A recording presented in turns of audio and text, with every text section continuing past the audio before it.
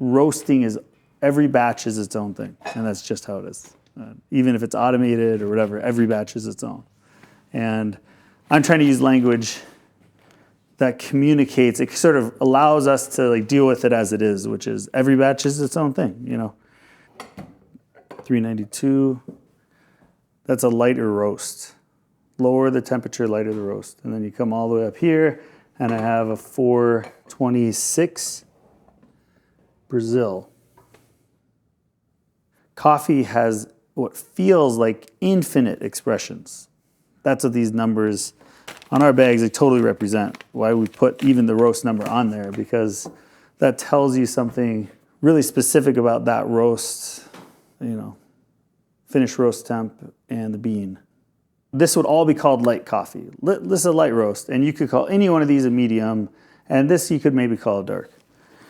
Maybe this is right on the border in here where you'd be like, that's dark coffee. This is more medium.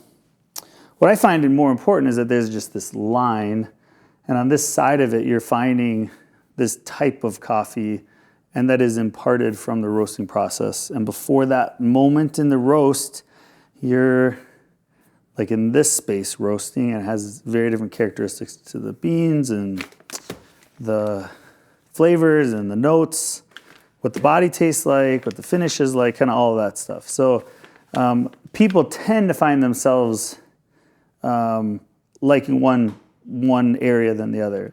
And for a person to see a roast temperature and then like know it's different every time and understand that roasts are different and this is how it is as a product, I'm like, that's understandable. It's not too much to grasp. And it gives them a truer experience of what roasting is. Like they have an understanding of what roasting is, which is true. And they're having a more like accurate experience of what the product is. Like next time it'll be 418 or it was 417 or 415. This time it's 416. And I've had batches that the only thing different is 10 seconds of roast time.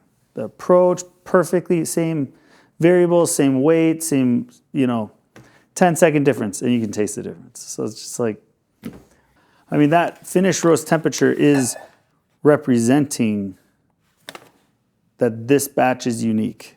But the things that go into that batch being unique are like manifold. There are so many of those. I'm going to put the finished roast temp on it, and it's going to change, and you're going to know that it's different every time. But this number isn't like the one thing. There's a bunch of stuff. What am I going to do about this flavor note? How do I bring it out more? How do I get rid of it? What am I tasting, and how do I need to affect the roasting process to make it taste in a totally different way? That's like the skill of roasting.